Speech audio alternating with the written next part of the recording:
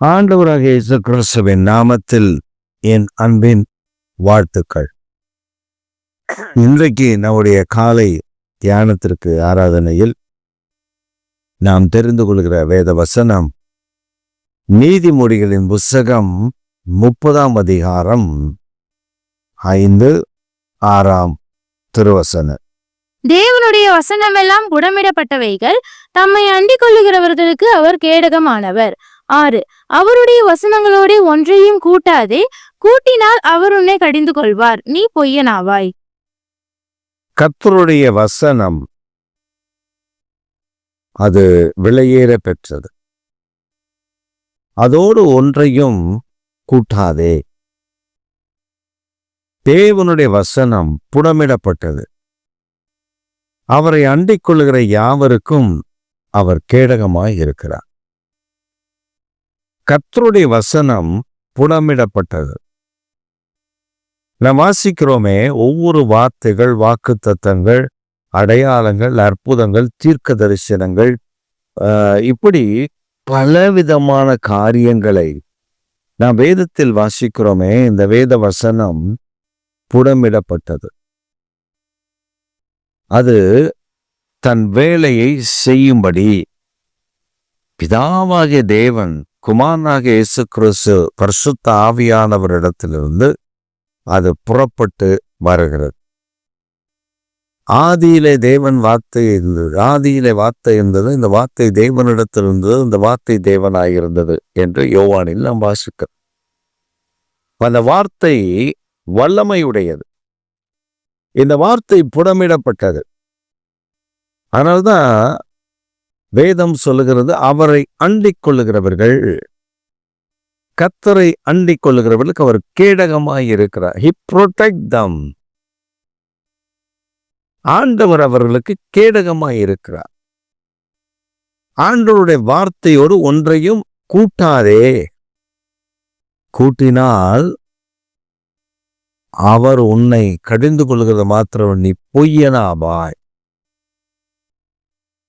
இன்றைக்கு அநேக வசனத்தை வெட்டி ஒட்டுவதில் பயங்கர பெரிய திறமைசாலிகளாய் இருக்கிறார்கள். அன்றைக்கு ஒருவர் சொல்லுகிறார், இன்னைக்கு நூதன உபதேசங்கள், பெரிய பெரிய மனிதர்கள் என்று நாம் நம்புகிறவர்கள் கள்ள உபதேசங்களை போதிக்க ஆரம்பித்திருக்கிறார்கள். அன்றைக்கு ஒரு ஊழியக்காரர், பிரபலமான ஒருவர் பேசும் பொழுது அவர் சொல்லுகிறார், விக்கிரங்களுக்கு படைக்கப்பட்டதை புசிக்காது இருப்பாயாக என்று கர்த்தருடைய வேதம் சொல்லுகிறது. ஆனால் அப்படி நாம் புசிக்காமல் இருக்க வேண்டுமென பட்டினியா கிடக்கணும். கடையில விற்கிறதெல்லாம் அப்படிதான். கடையில விற்கிறதெல்லாம் அப்படிதான். அவர் சொல்றார், எந்த கடையில படைக்காம கொடுக்காம பாரு, எந்த கடையில இது இல்லாம கொடுக்குறாம பாரு. அப்ப நம்ம பார்த்து பவுல் சொல்றாரு, கிரகத்துக்கு படைக்கப்பட்டதை நீ புசிக்கும் பொழுது, நீ புசிக்கிறாய் என்றால் அது மற்றவனுக்கு இடர்ல உண்டாக்கினால் அதை செய்யாதே. 2வது அவர் சொல்றாரு, விக்கிரகங்களுக்கு படைக்கப்பட்டதை நீ புசிக்காத. அப்படின்னா என்ன? அவன் கோவில்ல வச்சு ஒரு ஃபங்க்ஷன் கொண்டாடுவான். அவனோடு கூட போய் உட்கார்ந்து நீ அங்க உட்கார்ந்து அந்த பந்து இருக்காத. அதே போலதான் நீங்க வேதத்துல வாசிங்கன்னா, என்னாகமத்தின் புஸ்தகம் 25ஆம் அதிகாரம், 25ஆம் அதிகாரத்தில் அங்கே மோவாபிய ஸ்திரீகள் தங்கள் தேவர்களுக்கு, விக்கிரகங்களுக்கு அவர்கள் படைக்கப்பட்டதை இஸ்ரவேல் ஜனங்களை கூப்பிட்டு அதை சாப்பிட சொன்னார்கள். சாப்பிடுவதனோடு மட்டுமல்ல, அங்கிருந்த பெண்களோடு அவர்கள் வேசித்தனம் பண்ணினார்கள். அப்ப இத வேதத்தில் நாம் வாசிக்கும் பொழுது தேவனுடைய கோபம் இறங்கி வருவதற்கும் அவர் ஜனங்களை அழிப்பதற்கும் உண்டானது. அந்த இடத்தில் 24,000 பேர் மரித்து போனார்கள் என்று வேதம் நமக்கு சாட்சி கொடுக்கிறது. ஆனா இவர் சொல்றாரு சாப்பிடலாம். ஒரு கோயிலில் போய் உட்காந்து சாப்பிடலாம்னா சாப்பிடலாம் அப்படின்றாரு. ஆனா வேதம் நமக்கு வெளிப்படுத்தின விசேஷத்தில் வாசிக்கும் பொழுது 7 சபைகளுக்கு கர்த்தர் சொல்லும்போது சொல்றாரு, உன்னிடத்தில் குறை இருக்கிறது. என்ன தெரியுமா? விக்கிரகத்துக்கு படைக்கப்பட்டதை நீ புசித்தாய், அதை நான் அருவருக்கிறேன். அப்ப ஏன் ஆண்டவர் அங்க சொல்றாரு? பவுல் அதுக்கு விளக்கமா கொடுத்திருக்காரு. இவர் எக்ஸ்ட்ரா ஒரு விளக்கம் கொடுக்கிறார். புசிக்கலாம். ஏன் அப்படி சொன்னா நிறைய காணிக்க வருமோ, நிறைய கொண்டு வந்து கொடுப்பாங்களோ, இவர் நல்ல உபதேசம் பண்றாருன்னு?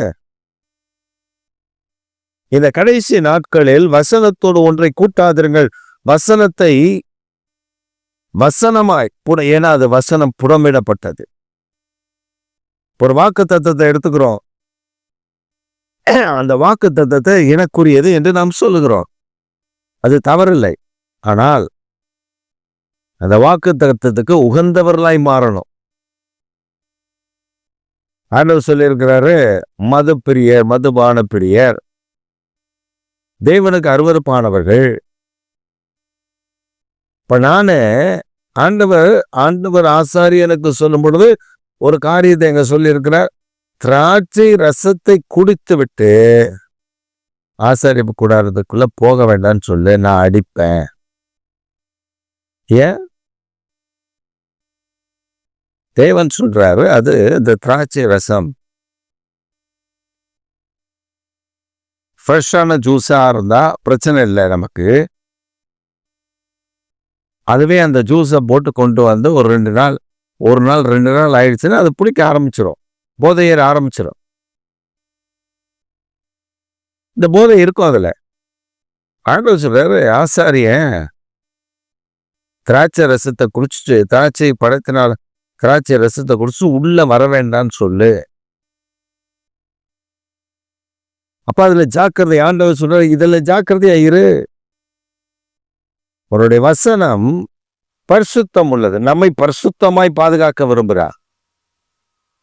அசுத்தமானதை தொடாதே, வேண்டாம் அப்படின்னு சொல்ற. நாம என்ன நினைக்கிறோம்?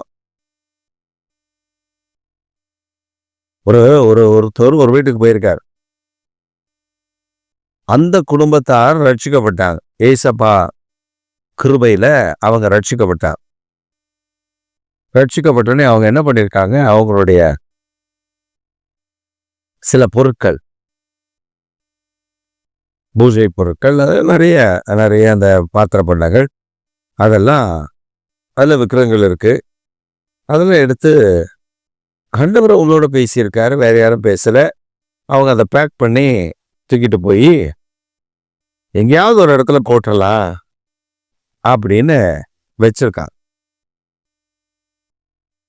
பாருங்க, இந்த கடைசி நாட்கள்ல உபதேசம் பண்ணுகிறவர்கள், உபதேசம் பண்ணக்கூடிய ஜனங்கள் எப்படி மாறி போயிருக்கிறார்கள்.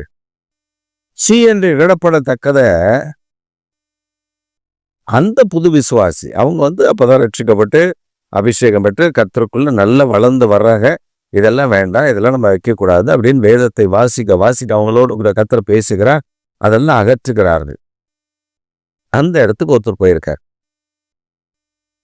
போனவர் அவங்க சொல்லிட்டாங்க, பாஸ்டர் நான் இப்படி எல்லாத்தையும் சுத்தம் பண்ணிட்டேன், அது கொஞ்சம் பொருள் இருக்கு, அதை கொண்டு போய் நான் எங்கேயாவது போட்டு வந்துடணும், எங்கேயா குப்பையில ஏதோ ஒரு இடத்துல. I don't want that vessels and all, அந்த பாத்திரங்கள்லாம் எனக்கு வேண்டாம், அதை கொண்டு போய் நான் எங்கேயா போட்டுடணும் அப்படின்னு சொல்லி அவங்க சொன்னா, இவர் அவங்ககிட்ட சொல்லுங்க, கவலைப்படாதீங்க சிஸ்டர், நான் கொண்டு போயிடுறேன், நான் கொண்டு போய் போட்டுறேன், நீங்களாம் எடுத்துட்டு போகக்கூடாது, நான் கொண்டு போய் போட்டுறேன். அவங்க சரின்னு சொல்லிட்டு எடுத்துட்டு போங்க பாஸ்டர், அதை ஏன் கொண்டு போய் போட்டுருங்கன்னு சொல்லியிருக்காங்க. இவர் கொண்டு போய் போட்டு காசாக்கி இவர் பாக்கெட்ல வச்சுக்கிட்டார்.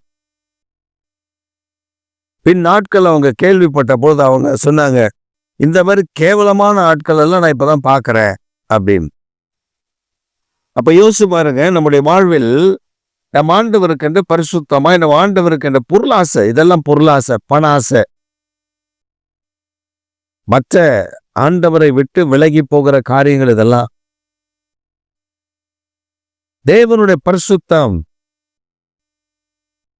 அவர் சொல்றாரு, வசனம் புடமிடப்பட்டது.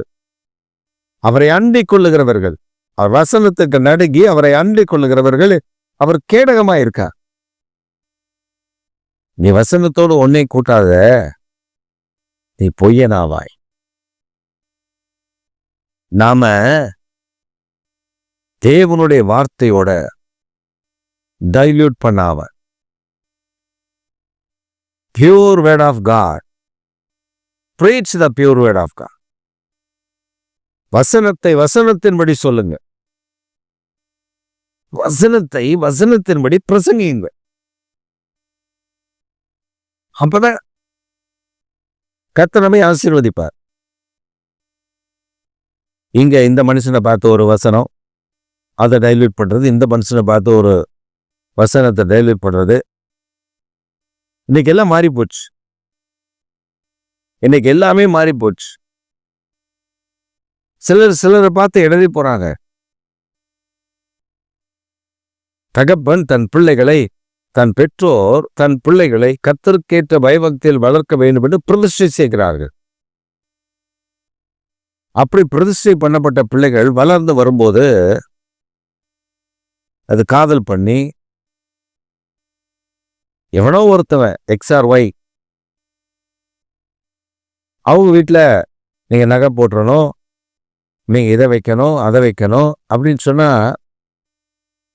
இந்த குடும்பத்தாரும் சரியென்று தலையாட்டுக்கிறாரு. தலையாட்டி அந்த பிள்ளை அது வரலும் பிரதிஷ்டை பண்ணப்பட்ட பிள்ளை, அதுக்கப்புறம் அந்த எல்லாம் அவங்க சொல்றதெல்லாம் செஞ்சு பின்பு என்ன நடக்கும்? வியாதி. கர்த்தருடைய கோபம். இந்த கடைசி நாட்களில் நான் நிறைய காரியங்களை பார்க்கிறேன். ஆவியானவர் அந்த பிரதிஷ்டை தேவனுக்காக வைராக்கியமாய் அவருடைய திரு வசனத்துக்கு எதிர்த்து நின்று நான் ஒரு பொண்ணு கேட்கிறா, அவளுக்கு கல்யாணம் ஆகி அவளுக்கு குழந்தையெல்லாம் இருக்கு. அவ கேட்கிறா, நான் சொன்னேனா என்னை பிரதிஷ்டை பண்ண சொல்லி எங்க அப்பா அம்மா கிட்ட நான் சொன்னேன். அவங்க எதனால பிரதிஷ்டை பண்ணாங்கன்னு தெரியாது, நான் சொன்னேனா அப்படின்னு கேட்கிறா. இத்தனை ஆண்டு காலம் தெரியல. அவர் சொல்ற அவங்க போட்டாங்க, இவங்க போட்டாங்க, இவங்க போட்டாங்க, அப்ப நான் மட்டும் போறதுன்னா போட்டுக்கோ, கர்த்தர் ஏதோ அடி கொடுத்தான்னு வாங்கிக்கோ. தேவனுக்காக பரிசுத்தம் என்று நாம் வேறு பிரிக்கப்பட்டத வசனம் சொல்லுகிற அசுத்தமா எண்ணாத.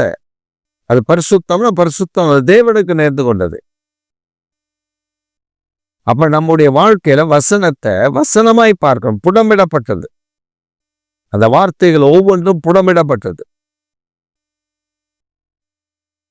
நாம் சில நேரங்களில தேவனுடைய வார்த்தை, புடமிடப்பட்ட வார்த்தைய குறைவா பார்ப்போம். அதானே ஆண்டவர் அப்படித்தானே சொல்லியிருக்காரு, அப்படித்தான் சொல்லுவாரு, பார்த்துக்கலாம், அது எப்படி நடக்குமோ நடக்கட்டும், அது நமக்கு என்ன அப்படின்னு போற ஒரு கூட்டத்தை பார்த்துருக்கேன். சபைக்குள்ள வரும்பொழுது மட்டும் பரிசுத்தம், ஆவியில நிரம்புறது, துள்றது, குதிக்கிறது. ஆனா வெளியில போனா எல்லா அநியாயமும் நடக்கும், எல்லா அநியாயமும் நடக்கும். ஒரு சமயம் ஒரு போதகர் சொல்லும்போது சொன்னாரு, சர்ச்சுக்குள்ள வந்து அப்படி பரிசுத்தம், கிருபை, அபிஷேகம், தயவு, இரக்கம் இப்படியெல்லாம் சொல்ற ஆட்கள் சபைக்குள்ள வந்து அப்படி ஆராதனை வேலையில் அப்படி பரலோகமே இவங்க தான் ஆண்டவருக்கு பக்கத்துல நிக்கிற மாதிரி துள்ளி கொதிச்சு ஆர்ப்பரிக்கிறது. ஆராதனை முடிஞ்சு வெளில போன உடனே அவர் சொல்றாரு, 2 பேரு ஒரு சபையில ஆராதனை முடிஞ்சு வெளில போயிருக்காங்க. அவரும் ஒரு பக்கம் போயிருக்காரு, இவரும் ஒரு பக்கம் போயிருக்காரு. ஒரு ரெஸ்டாரண்ட்டுக்குள்ள போய் உட்கார்ந்து அவரும் தண்ணி இவரும் தண்ணி, சில மதுபானத்தை ஆர்டர் பண்ணி 2 பேரும் குடிக்கிறாங்க. அப்பதான் 2 பேரும் பார்க்கறாங்க. அங்க சொல்லிக்கிறாங்க, பிரைஸ் தி லார்ட். எங்க குடிக்கிற குடிகாரனுங்க சும்மா குடிக்கல, அங்க பிரைஸ் தி லார்ட். எதுக்கு? ஆண்டவர் கூட வந்து நியாயம் தீர்க்க. இந்த சம்பவத்தை ஒரு வெயிட்டர் விசுவாசி, அந்த சப்ளை பண்ணுகிறவன், அதாவது ஃபுட் சப்ளை பண்ற ஒரு மனிதன், அவன் விசுவாசி. இவன் பார்க்கறான் 2 பேர் இந்த வேலை பார்க்கறத பார்த்துட்டு அவங்க பாஸ்டர் வந்து சொல்றான், பாஸ்டர் இப்படி 2 பேரும் அந்த சபையினுடைய விசுவாசிங்க.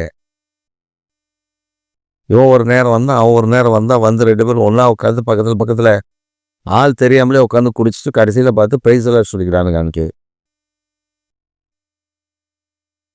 நீங்க வெளியில வந்து அவங்கள பாருங்க, அவங்க வசனத்தை கேளுங்க, அவங்க வசனம் பேசுங்க. ஐயோ, பைபிளை கரைச்சு குடிச்சவங்க இந்த வசனம் இப்படி சொல்லுது, அந்த வசனம் அப்படி சொல்லுதெல்லாம் சொல்லுவாங்க. வசனத்துக்கு நடுக்கிறதுல இது புறம்பிடப்பட்டது. அந்த வசனம் இருபுறமும் கருக்குள்ளது. ஒரு பக்கம் மட்டும் வெட்டாது, 2 பக்கமும் வெட்டும். அது இருபுறமும் கருக்குள்ள பட்டயம். யாரோ ஒருத்தரை மட்டும் வெட்டணும்ல, ஏதோ நம்ம ஒருத்தருக்கு சொல்றோம், அது நம்மையும் தாக்கும். ரிட்டர்ன் வரும். அது திரும்ப டபுள் எட்ஜ் ஸ்வாட். அது ஷார்ப் அண்ட் ஸ்வாட். அது அவங்கள மட்டும் இல்லை, நம்மையும். வேத வசனத்தை வசனமாய் நாம் பரிசுத்தமாய் கையாண்ட பழகிக்கணும். எனக்கு ஒரு வாக்குத்தத்தம் கொடுத்திருக்காரு, அந்த வாக்குத்தத்தத்தை நான் பிடிச்சுக்கணும். இந்த வாக்குத்தத்தத்தை என் வாழ்க்கையில அவர் நிறைவேற்ற வல்லவர் என்று சொல்லி நான் விசுவாசிக்கணும். ஏன்னா அந்த வாக்கை கொடுத்தவர் சர்வ வல்லவர், மனிதன் அல்ல. மனிதனிலிருந்து வாக்குத்தத்தத்தை நமக்கு தர முடியாது. ஒவ்வொரு வருஷமும் புது வருஷத்துல ஒரு வாக்குத்தத்தை கொடுக்கிறோமே, எதுக்கு? இந்த வாக்குத்தத்தம் எதற்கு கொடுக்கப்படுகிறது? அந்த வாக்குத்தத்தம் அந்த வருடத்துல அவனை கட்டி எழுப்புவதற்கு, அவனை கொண்டு கர்த்தர் பலத்த கிரிகளை செய்வதற்கு, நம்பிக்கையற்ற நிலைமையில் இருக்கிறவனுக்கு நம்பிக்கை ஊட்டுவதற்கு, அந்த வாக்குத்தத்தத்தில் இருக்கிற ஆசீர்வாதங்களை இந்த ஆண்டில் அவன் பற்றி பிடித்து கொண்டு அதுல முன்னேறுவதற்கு தான் கர்த்தர் இந்த வாக்குத்தத்தத்தை நமக்கு கொடுக்கிறார். ஆனா சடகாச்சாரமா நம்ம இந்த வாக்குத்தத்தம் ஏதோ கொடுக்குறாங்க. அன்னைக்கு மட்டும் 1ஆம் தேதி மட்டும் ஒரு பிரிச்சு படிக்கிறது, பைபிளுக்குள்ள வைக்கிறது, அவ்வளவுதான். கேளுங்க, உங்களுக்கு இந்த வருஷம் வாக்குத்தத்தம் என்ன, சபையினுடைய வாக்குத்தத்தம் என்னன்னு கேளுங்க. அது வந்து அப்படின்னு எங்க போர்டு மாட்டி இருக்குது, எந்த இடத்துல போர்டு மாட்டி இருக்கு, வசனம் மாட்டி இருக்குன்னு பார்த்து. ஏன்னா அந்த வசனம் உள்ள இல்லை. வீட்டுக்குள்ள 1000 வசனம் மாட்டியிருக்கும். நான் ஒரு வீட்டுக்கு போயிருந்தேன், ஐயோ அவ்வளோ வசனம் மாட்டிருக்கு, அடுக்கடுக்கா மாட்டிருக்கு. நான் அவரை கூப்பிட்டேன், இதுல எத்தனை வசனம் உங்களுக்கு தெரியும்னு கேட்டேன். மாஸ்டர், இது வெளியில இருந்து வர்றாங்கல்ல அவங்க, உனக்கு எத்தனை வசனையா தெரியும்? அதே தலையை நட்டு நின்னார். நான் சொன்ன, வசனம் உன் வீட்டுல மாட்டி வைக்கிறது பெருசு இல்ல, அதை என்ன மாட்டி வச்சிருக்கேன்னு வாசி. யாராவது வந்து கேட்குறாங்க, என்ன பதில் சொல்லுவீங்க? அந்த வசனத்துக்கு என்ன சொல்லுவீங்க? சிலர் வீடு ஃபுல்லா ஸ்டிக்கர் ஒட்டி இருக்கும். பிசாசு வராதா? ஒரு அம்மா தான் சொல்லுது, வசனம் வச்சிருக்கேன், பைபிள் வச்சிருக்கேன், பிசாசு வராதா? வரும். பரலோகத்துக்குள்ளே போறவன் இங்க வர மாட்டானா? அவனுக்கு அது பிரச்சனை இல்லையா? பிரச்சனை இல்லை, வரும். அவருடைய வார்த்தையில் நாம் கட்டப்படும் போது அதை நம்மை தொட முடியாது. இருதயத்துல அவருடைய வார்த்தை இருக்கணும். சர்வ வல்லவருடைய வார்த்தை இருதயத்துல ஒளிர் விடணும், சுடர் விடணும். அப்பதான் அது நம்மளை தொட முடியாது. பிசாசுடைய கிரிகள் நம்ம தொட முடியாது. அதாவது இயேசு சொன்னார், பிசாசு பிடித்த ஒரு மனிதனை இயேசு குணமாக்கின பின்பு சீசர்கிட்ட சொல்றாரு, இந்த ஆவி வெளியே போயிருக்குது, இவனுக்குள்ள கர்த்தருடைய வார்த்தை, கர்த்தருடைய வல்லமை, கர்த்தருடைய அபிஷேகம் பரிசுத்த ஆவியானவர் இவனுக்குள்ள குடியிருக்கணும். இல்லைன்னா அது போய் திரும்ப அவன் இடத்துல வரும். அங்க எம்டியா இருக்கு, அலங்கரிக்கப்பட்டிருக்கு, இவன் இன்னும் பாவத்துலதான் இருக்கான், இவன் அலங்காரத்தோடு இருக்குன்னா இது போய் தின்னும் ஏழை கூட்டி கொண்டு 1-2 இல்ல, அது போய் 1-2 வராது, ஏழை கூட்டி கொண்டு மறுபடியும் உள்ள வந்து அவனுக்கு முந்தினதை விட பிந்தின நிலைமை ரொம்ப மோசமா இருக்கும். அதனாலதான் ஆண்டவர் சொன்னார், ஒருவன் ஜலத்தினாலும் ஆவியினாலும் பிறவாவிட்டால். மொத்தவன் ஜலத்தினாலும் பிறக்கிறான், அவனை கர்த்தர் சுகமாக்கி விடுவிச்சு அவனுக்குள்ள இருந்த கட்டுகள் அறுத்து விடுகிறான். அப்படின்னு அதுக்கப்புறம் அவன் சும்மா இருந்தா இல்ல, அதுக்கப்புறம் பரிசுத்த ஆவியினுடைய அபிஷேகத்தை அவன் பெற்றுக்கொள்ளணும். அப்பதான் தீமை அவனுக்குள்ள வராது.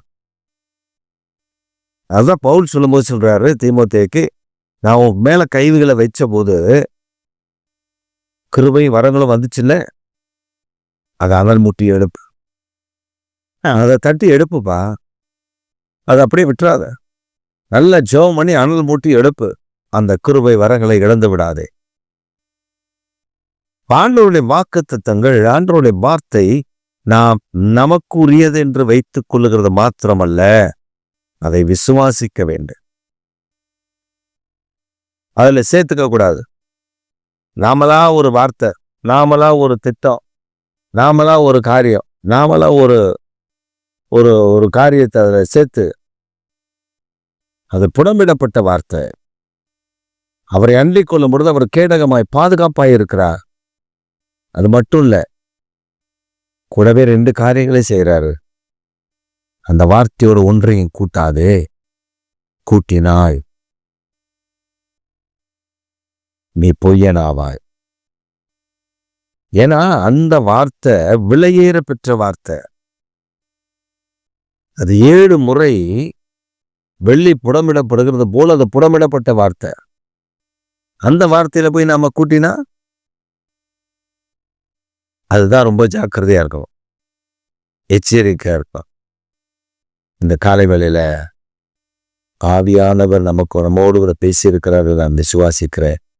நம்ம எச்சரிக்கையோடு ஜாக்கிரதையோடு ஆண்டோடைய வசனத்தை கையாள கத்த நமக்கு கிருபை தருவாராக.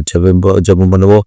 எங்கள் சர்வ வல்லமுள்ள தேவனே, எங்கள் நித்திய பிதாவே, இந்த காலை வேளையில உங்களுடைய வார்த்தைகளை நாங்கள் கேட்க எங்களுக்கு அனுக்கிரகம் பண்ணிட்டு, அந்த வார்த்தையினுடைய நாங்கள் நடக்க உங்களுடைய கிருபையும் தயவும் எங்களுக்கு தந்து எங்களை வழிநடத்தி உங்கள் நாமத்தை வைத்து உத்தரவிட்டு பரிசுத்த ஆவியானவர் வசனத்தை கேட்ட யாவர் மேலும் உங்களுடைய கிருபை விளங்க பண்ணி வசனத்துக்கு நடுங்குகிறவர்களாய், வார்த்தையை பிடித்துக் கொள்ளுகிறவர்களாய், வசனத்தின்படி செயல்படுகிறவர்களாய் காணப்பட கர்த்தர் அனுக்கிரகம் பண்ணுங்க. கிருபை நல்ல இருக்கும். இயேசுவின் நாமத்தில் சுபிக்கும் ஜீவனுள்ள நல்ல பிதாவே, ஆமென். என் ஆத்துமாவே கர்த்தரை ஸ்தோத்திரி, என் முழுமை பரிசுத்தமுள்ள நாமத்தை ஸ்தோத்திரி. என் ஆத்துமாவே கர்த்தரை ஸ்தோத்திரி, கர்த்தர் செய்த சகல உபகாரங்களை என்றும் மறவாதே. ஆமென்.